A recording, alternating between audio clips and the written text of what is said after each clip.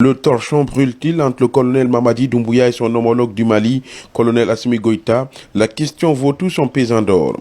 Depuis que les autorités maliennes ont annoncé la suspension jusqu'à nouvel ordre de l'importation de la farine de blé et des pâtes alimentaires, en Guinée, chacun y va de son commentaire et la toile s'enflamme. Le président du Haut Conseil des Maliens de Guinée a fait une mise au point. Je crois que ceux qui pensent à des relations tendues entre le Mali et la Guinée ne connaissent pas l'histoire de ces deux pays.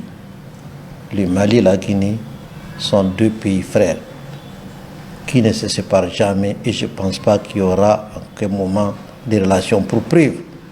Ces deux pays qui ont été toujours solidaires, qui ont toujours affirmé leur solidarité vis-à-vis. Maintenant, parlons de cette décision qui a été mal comprise, mal interprétée, voire même dénaturée. Il s'agit de quoi? Vous savez qu'à travers le port de Conakry, qu'il faut remercier, le Mali reçoit des navires de blé en provenance de la Russie. Ces blés doivent être transformés au niveau de Bamako, au niveau du Mali, pour être sur le marché. Si maintenant, il y aura d'autres blés venant d'ailleurs, contrairement à ce qu'on ne dit pas de la Guinée, parce qu'à ma connaissance, je ne connais pas des sacs de farine de blé guinéens qui sont exportés vers le Mali. Donc, il s'agit de protéger le marché local, il s'agit de pérenniser l'action qui a été entreprise par le gouvernement, à savoir importer suffisamment de blé pour maintenir le prix du blé au niveau de la consommation locale. Ça n'a rien à voir et ça ne concerne pas la Guinée. Bien au contraire, c'est la Guinée qui bénéficie. Parce que toutes les importations du blé passent par la Guinée, par le port de Conakry. Comment peut-on imaginer si on n'est pas doté de la mauvaise foi? Selon Mohamed Sidibé, cette décision ne concerne pas la Guinée. On a bien dit qu'il n'y a pas d'importation du blé, parce que le Mali reçoit suffisamment du blé. Et la Guinée n'exporte pas du blé au Mali. La Guinée n'exporte pas du blé. Vous allez me dire à quel moment un opérateur économique ou le gouvernement guinéen exporte du blé. La Guinée importe comme le Mali le blé qui est transformé en Guinée et la même chose qu'on fait au Mali. Donc il n'y a pas une discrimination à l'encontre de qui que ce soit, surtout concernant la Guinée. Donc pour vous, le colonel Assimi Goïta et le colonel Mamadi Doumbouya se comprennent très bien. C'est comme par le passé. Mais écoutez, je suis mieux placé pour dire que les deux hommes, les deux gouvernements, les deux organes législatifs travaillent en parfaite collaboration, en parfaite communion en ce qui concerne dans les relations Mali-Guinée. Je pense qu'il ne faut pas que les gens écoutent les réseaux sociaux qui sont de nature à transformer les choses. Pour le moment, il n'y en a pas une décision, en tout cas, qui concerne la Guinée, qui concerne le blé guinéen, parce que la Guinée ne produit pas du blé. Le blé est importé de l'extérieur pour le Mali aussi bien pour la Guinée, et qui est au niveau, en tout cas local, que le Mali a bien voulu mettre en valeur le blé qu'il importe, et c'est tout à fait normal. C'est comme ici. Par exemple, vous verrez tout ce qui est production locale, on ne peut pas l'importer, ou bien si c'est importé, c'est surtaxé. Il faut toujours protéger le marché local, mais ce n'est pas destiné contre la Guinée. À ce que je sais d'ailleurs, les pays, les canaux par lesquels les farines de blé rentrent ne concernent même pas l'Afrique de l'Ouest, même pas la CEDEAO. C'est par d'autres canaux que les farines de blé rentrent au Mali. Et c'est ces canaux-là qui ont été suspendus.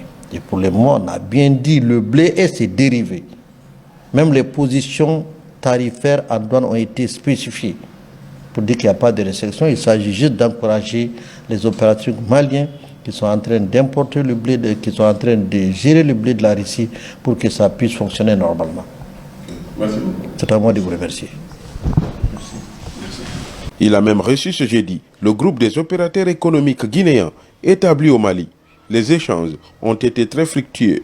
Je suis Boubacar Kondé, président du groupement des opérateurs économiques et entrepreneurs guinéens établis au Mali. L'objectif premier, c'est de venir rendre une visite de courtoisie, parce que pour nous, il est le Guinéen établi en Guinée ici. le président Sidibé. Nous sommes établis au Mali. Le président du Conseil des Maliens en Guinée est notre porte d'entrée. C'est notre Djatigui, le premier. À son honneur et à l'ensemble de ces structures, nous sommes venus dire un petit bonjour de courtoisie. Aussi, lui parler de l'objectif de notre structure, le groupement des opérateurs économiques et entrepreneurs guinéens au Mali. Entre autres, lui parler également de nos programmes d'action. C'est ce qui nous a amenés chez lui ce matin et nous avons été très bien accueillis, accueil fraternel et chaleureux. Voilà pourquoi nous sommes venus.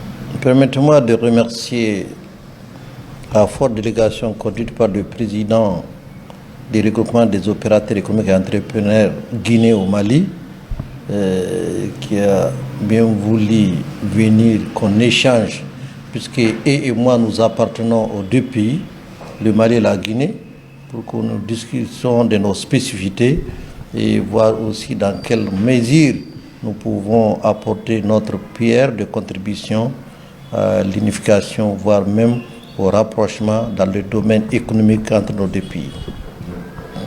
Justement, est-ce qu'on peut s'attendre à une sorte de partenariat, de collaboration poussée entre vous et ces structures?